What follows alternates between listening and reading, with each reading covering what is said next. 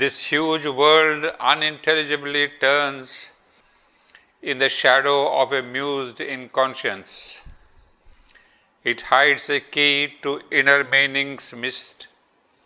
It locks in our hearts a voice we cannot hear.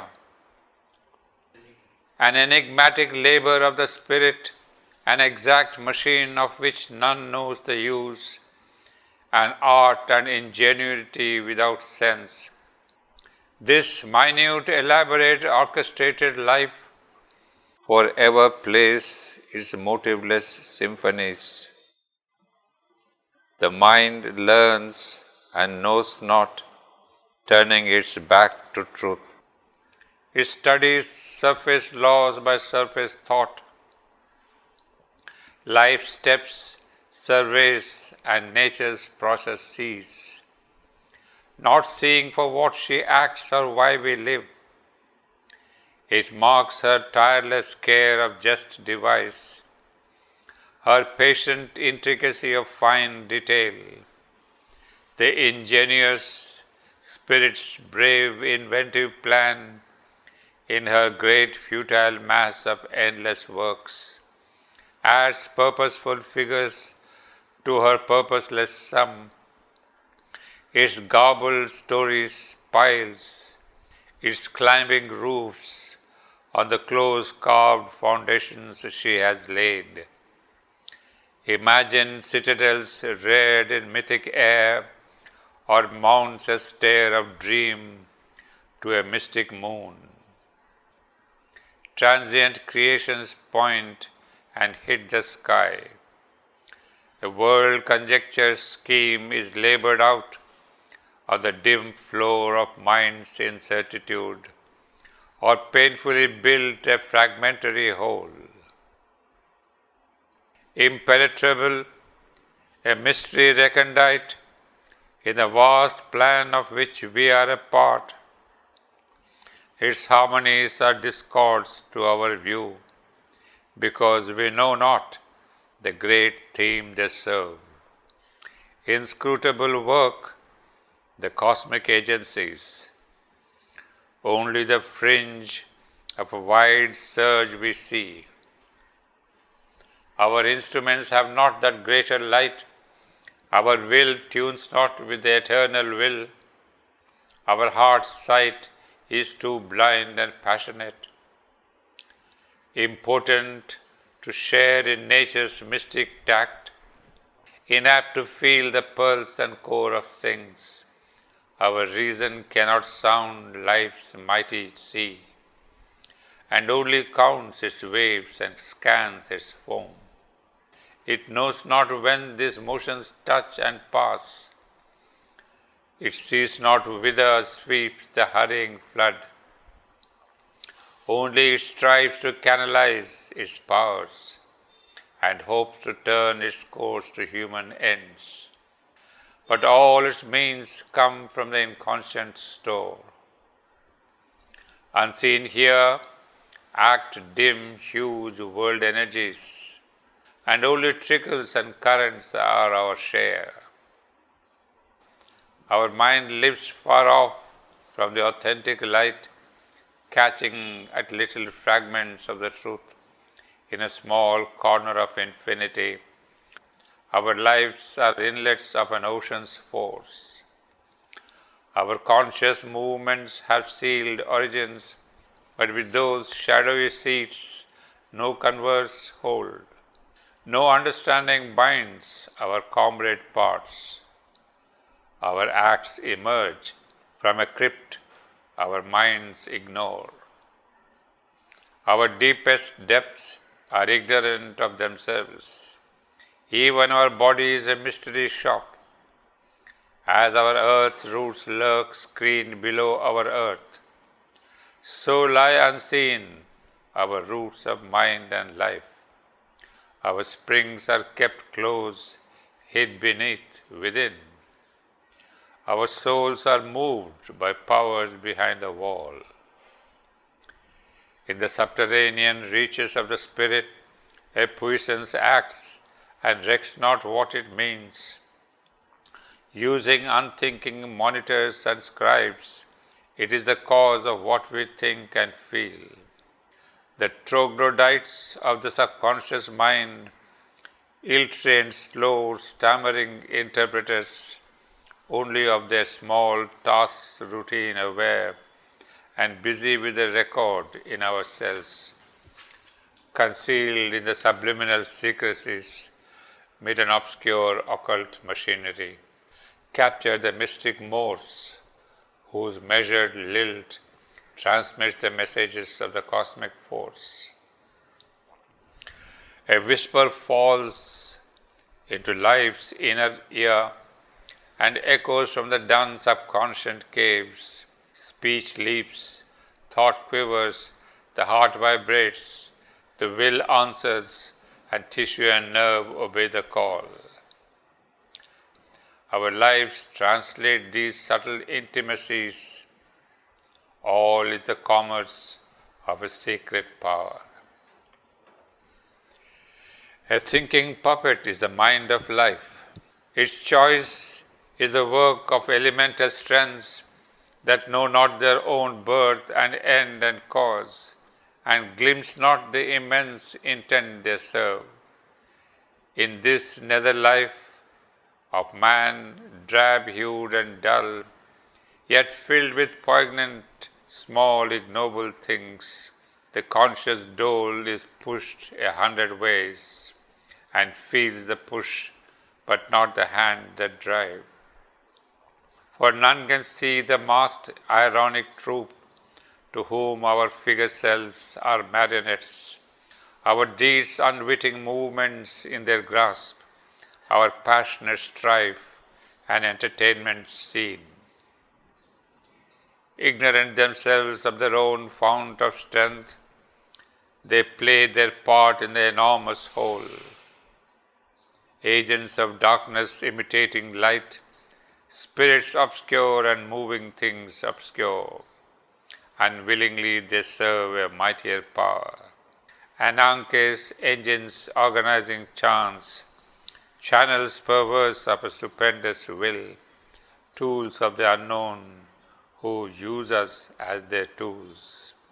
Invested with power in nature's nether state, into the actions mortals think their own, they bring the incoherences of fate, or make a doom of time's slipshod caprice, and toss the lives of men from hand to hand in an inconsequent and devious game.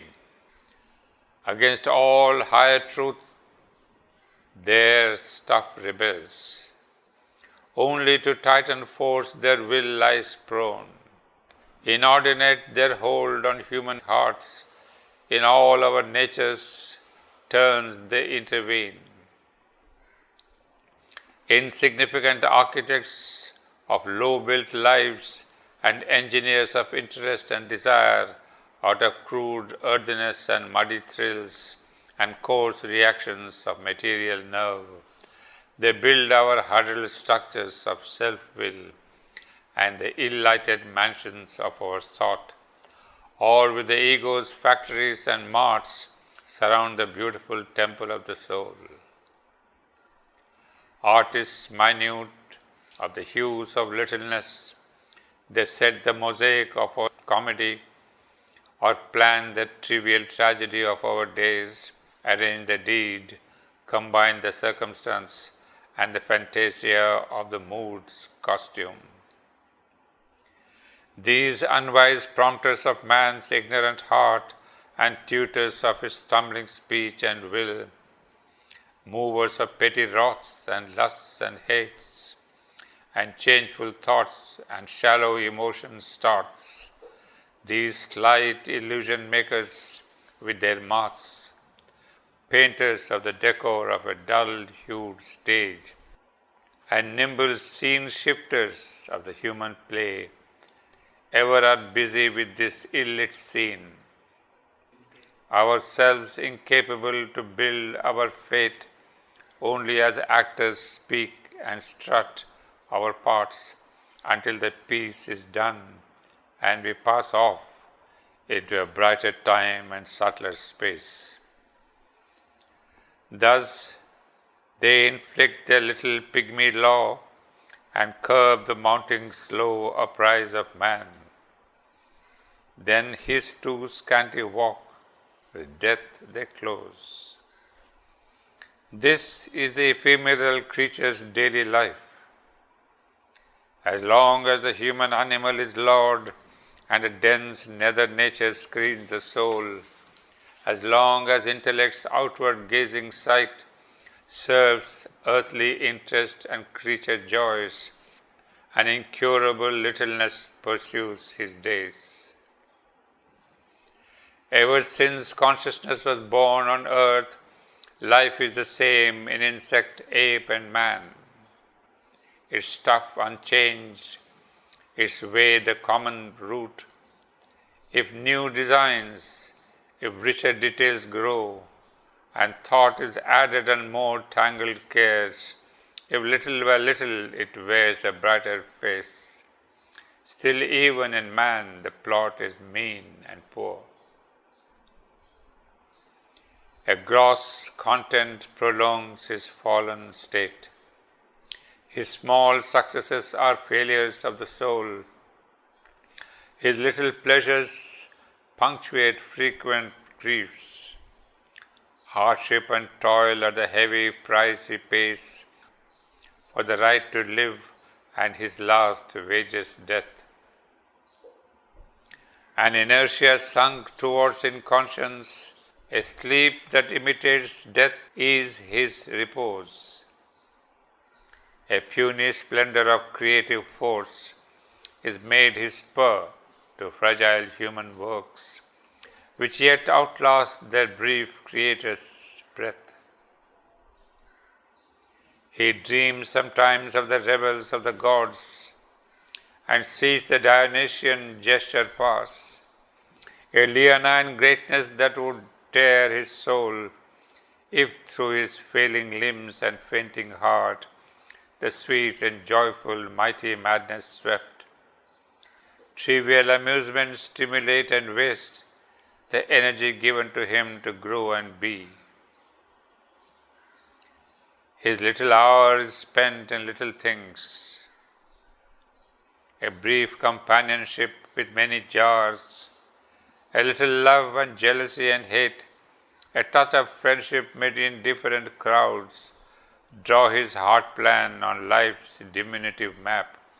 If something great awakes, too frail his pitch to reveal its zenith tension of delight, his thought to eternize its ephemeral soar. Art's brilliant gleam is a pastime for his eyes, a thrill that smites the nerves, his music's spell. Amidst his harassed toil and welter of cares, pressed by the labor of his crowding thoughts, he draws sometimes around his aching brow nature's calm, mighty hands to heal his life pain. He is saved by her silence from his rack of self. In her tranquil beauty is his purest bliss. A new life dawns. He looks out from vistas wide. The Spirit's breath moves him, but soon retires. His strength was not made to hold that puissant guest. All dulls down to convention and routine, or a fierce excitement brings him vivid joys. His days are tinged with the red hue of strife, and lust's hot glare and passion's crimson stain. Battle and murder are his tribal game. Time has in none to turn his eyes within and look for his lost self and his dead soul. His motion on too short an axe's wheels, he cannot soar but creeps on his long road, or if, impatient of the trudge of time, he would make a splendid haste on fate's slow road. His heart that runs soon pants and tires and sinks, or he walks ever on and finds no end. Hardly a few can climb to greater life, all tuned to a low scale and conscious pitch. His knowledge dwells in the house of ignorance. His force nears not even once the omnipotent. Rare are his visits of heavenly ecstasy. The bliss which sleeps in things and tries to wake breaks out in him in a small joy of life. This scanty grace is his persistent stay. It lightens the burden of his many ills and reconciles him to his little world. He is satisfied with his common average kind, tomorrow's hopes and his old rounds of thought, his old familiar interests and desires. He has made into a thick and narrowing hedge, defending his small life from the invisible. His being's kinship to infinity he has shut away from him into inmost self, fenced off the greatness of hidden God. His being was formed to play a trivial part in a little drama on a petty stage. In a narrow plot he has pitched his tent of life beneath the wide gaze of the starry vast. He is the crown of all that has been done. Thus is creation's labor justified. This is the world's result, nature's last poise. And if this were all and nothing more were meant, if what now seems were the whole of what must be, if this were not a stage through which we pass, on our road from matter to eternal self, to the light that made the worlds the cause of things, well might interpret our mind's limited view, existence as an accident in time, illusion or phenomenon or freak, the paradox of a creative thought, which moves between unreal opposites, inanimate force struggling to feel and know, matter that chanced to read itself by mind, in conscience monstrously engendering soul. At times all looks unreal and remote.